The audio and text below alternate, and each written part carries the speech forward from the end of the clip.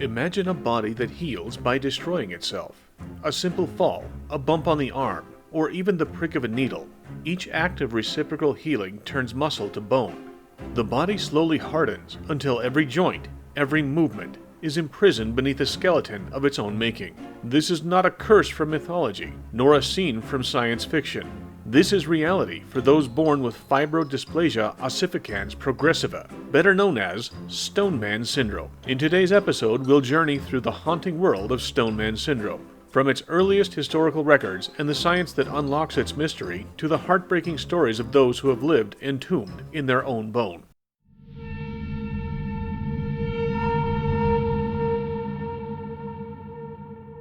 Stone Man Syndrome, or FOP, is one of the rarest and most catastrophic genetic conditions ever discovered. How rare?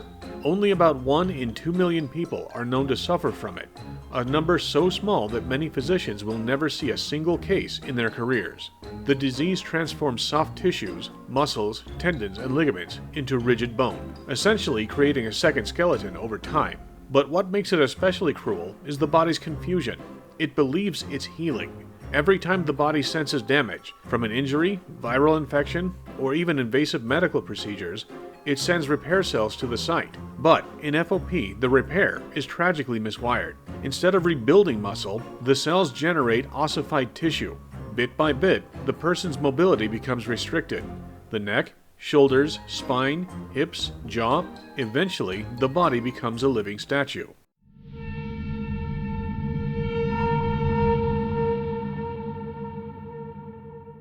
The earliest known medical descriptions of FOP date back to 1692, when a French physician named Guy Patin described a young man whose muscles turned to bone. At the time, it sounded like a fable, something biblical perhaps.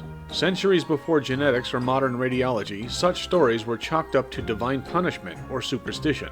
But as medicine advanced, patterns began to emerge.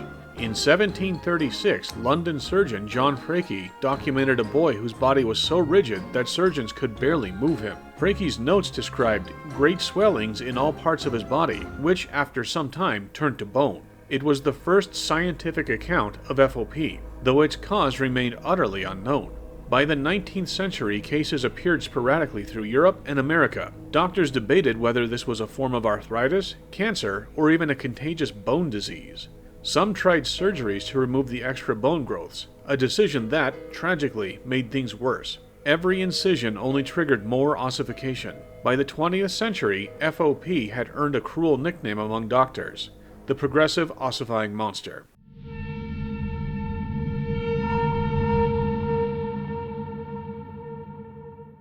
To understand how FOP traps its victims, we have to look at the very foundation of bone formation itself. In a healthy body, bone development is an exquisitely timed process called endochondral ossification. It's how embryos build skeletons and how fractures heal. When you break a bone, your body forms a cartilage scaffold, which gradually transforms into hard bone under the influence of a key signaling pathway, the bone morphogenetic protein, or BMP pathway.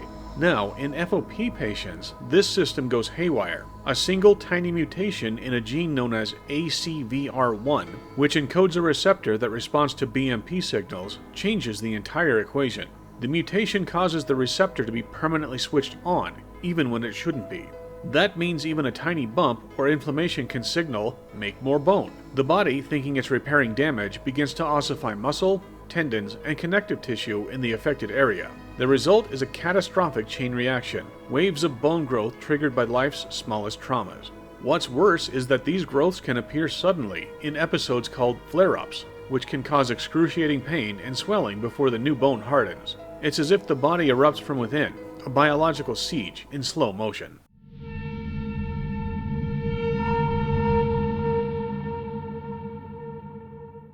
FOP doesn't follow the same pattern for everyone. Most babies with the condition appear normal at birth, except for one small clue, a malformation of the big toes. This subtle sign, short, turned inward, or missing joints, is often the first visible marker of the disease. As children grow, episodes of ossification can begin at any time, sometimes triggered by vaccinations, dental work, or even a fall on the playground. And because surgery and biopsy are forbidden as they make things worse, diagnosis often takes years of confusion and pain. The condition advances in stages, neck and shoulders first, then the spine, elbows, and hips. Eventually, the body becomes locked in a fixed position, unable to sit, bend, or turn the head. And through all of this, the mind remains untouched. Patients are fully conscious, intelligent, and aware, trapped inside bodies of living bone.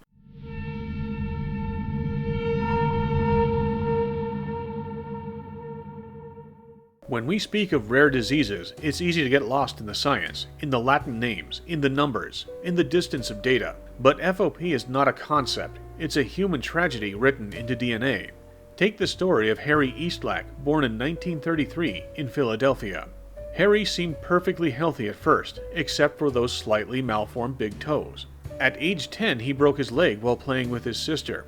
That injury changed everything. Over the next few years, Harry's muscles began to harden, first his hips, then his spine. By the time he turned 20, his entire body was encased in extra bone.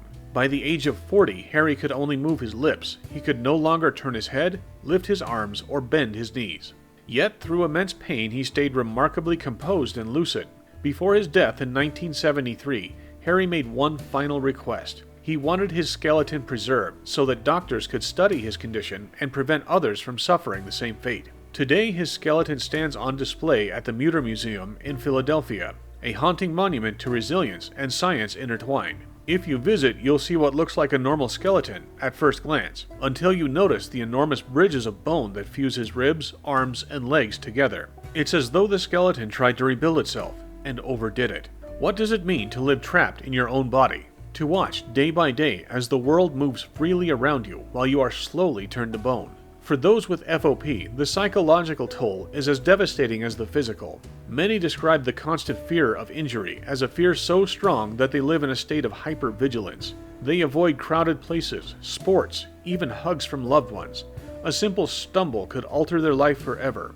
Patients describe the feeling as being buried alive in slow motion. And yet, there's also profound strength. Many use their limited motion to write, paint, or even advocate for medical awareness.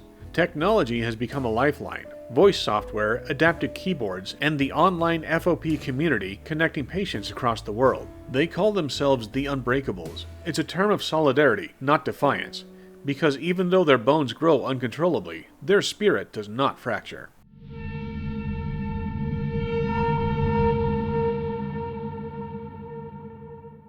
For most diseases, a doctor's intervention is the first step towards healing. For FOP, it can be a death sentence. Because the body reacts violently to trauma, even a biopsy or injection can trigger massive bone growth. Before doctors fully understood this, many patients underwent unnecessary surgeries, only to find themselves worse off after the operation. One chilling account comes from the 1940s, when a young girl with FOP was misdiagnosed with cancer. Surgeons removed a lump from her back, believing it to be a tumor. Within months, her entire neck ossified, leaving her unable to turn her head ever again. Even routine dental work poses risks.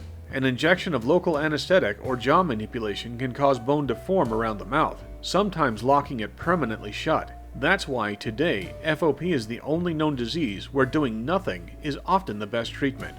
Physicians are trained to avoid any invasive procedure, and patients learn to live in careful stillness, where safety means immobility.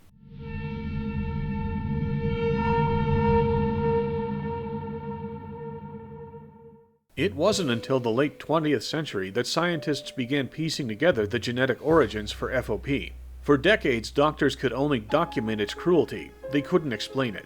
In the 1980s, research teams led by Dr. Frederick Kaplan and Dr. Eileen Shore at the University of Pennsylvania began studying FOP families across the world. They compared tissue samples, studied inheritance patterns, and slowly began mapping the gene responsible for the disorder. Finally, in 2006, after decades of tireless work, their team discovered the culprit: a single mutation in the ACVR1 gene on chromosome 2. This was monumental. It proved that FOP was not an infection or a metabolic issue, but a precise genetic misfire. A single faulty switch that told the body to build bone when it should heal muscle. From that point onward, FOP research changed forever. The disease could now be traced, tested, and studied at the molecular level. And for the first time, the world had a sliver of hope that one day it might be treated, or even cured. Most FOP patients begin to show symptoms as children, which makes the disease all the more heartbreaking. Imagine being 7 years old and told not to fall, not to play, not to climb. Imagine parents warning their child that even a scraped knee could change their body forever. There's the story of Ashley Kerpeel, diagnosed after a childhood fall and a misdiagnosed lump on her arm. Surgeons, thinking it was cancer, amputated her limb. Soon after, her muscles began to ossify. By her teens, her torso and arms had hardened. Yet Ashley refused to let it define her. She became an FOP awareness advocate, appearing in documentaries and interviews around the world. Her positivity and determination have inspired thousands. There's also Jeannie Pieper, one of the first adults to organize the international FOP community online. Her work helped unite patients who once felt completely alone. Today, thanks to her efforts, researchers have patient registries and funding that were once thought impossible for such a rare condition. For most people, movement is freedom. For those with FOP, every action is a potential trap. Patients describe living in constant vigilance. Even everyday interactions are risky. A hug, a fall, a minor bump could trigger a new wave of ossification. This fear, combined with increasing immobility, often leads to isolation, depression, and anxiety. Yet many FOP patients demonstrate extraordinary resilience. They adapt using technology, voice-activated computers, adaptive tools for writing and painting, and specialized wheelchairs. Social media and patient networks create a sense of community, linking families across continents who would otherwise feel completely alone. Some even describe a paradoxical sense of empowerment. Though my body betrays me, I still control my mind, one patient explained. Their mental strength often becomes their most precious asset, a sanctuary within a body that grows more rigid each day.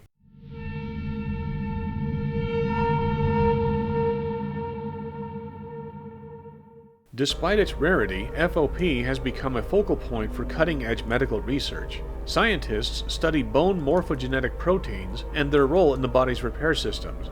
They've discovered that by blocking the ACVR1 receptor, they can prevent, or at least slow, the formation of extra bone. Experimental drugs such as palovarotene and saracatinib are in clinical trials, offering the first glimmers of hope for patients. Researchers are also exploring CRISPR-based gene editing. In theory, correcting the mutation at the embryonic stage would prevent FOP entirely. But these experiments raise thorny ethical dilemmas.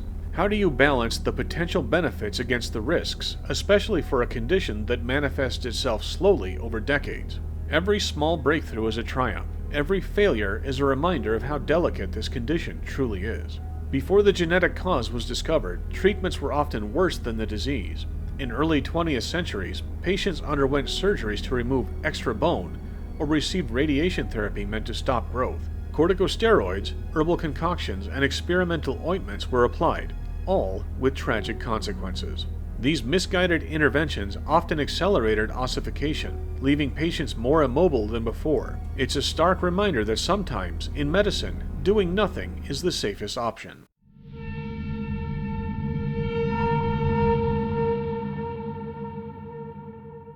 The imagery of being turned to stone has haunted human imagination for millennia. From Medusa's cursed gaze in Greek mythology to the biblical story of Lot's wife frozen in a pillar of salt, the human fascination with immobilization mirrors FOP's harsh reality. Artists and writers have drawn inspiration from these patients' experiences: painful beauty, tragic endurance, and the horror of the unchangeable. In modern media, the idea of living statues often draws subconscious parallels to FOP, though most people don't realize these legends have roots in actual biology. Despite scientific progress, FOP patients worldwide face significant challenges. In poorer regions, misdiagnosis remains common. Children are sometimes labeled as suffering from tumors or calcification diseases and subjected to surgeries that accelerate ossification. Access to experimental treatments, specialized care, or even proper adapted devices is limited. Fortunately, organizations like the International FOP Association have built networks to connect patients globally. They maintain registries, fund research, and provide a voice for families who might otherwise remain isolated. This global community is a lifeline, both medically and emotionally.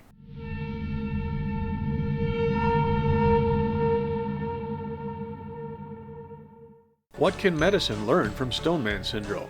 For one, it teaches us about bone growth and regeneration. helping researchers develop therapies for arthritis, osteoporosis, and even tissue engineering. Every new discovery about ACVR1 and BMP signaling brings knowledge that extends far beyond FOP itself. Yet perhaps the most profound lesson is human. The courage, patience, and resilience of those living with FOP offer a blueprint for facing adversity, reminding us that even when our bodies betray us, the mind and spirit remain unbreakable. Every day we take movement for granted. A stretch of an arm, a bend of a knee, a step across a room. For FOP patients, these simple acts are precious, often fleeting. Stone Man syndrome is a cruel twist to biology, but it also reveals the depth of human courage. Despite bodies that harden over time, patients find ways to love, create, advocate, and inspire. Their stories are both tragic and illuminating. They remind us to treasure every moment, every breath, every embrace. And they challenge science to reach further, to rewrite the rules of biology, one breakthrough at a time. If this story moved you, share it. Support organizations like the IFOPA, help fund research, and spread awareness, because the more the world understands FOP, the closer we get to easing the suffering of those trapped in living bone. I'm Dr. Pox, and this has been another journey into the strange, macabre, and miraculous world of medicine and science. Thanks for watching. Be sure to like, follow, subscribe, and share for more medical and science madness. This is Dr. Pox, where the truth is stranger than fiction.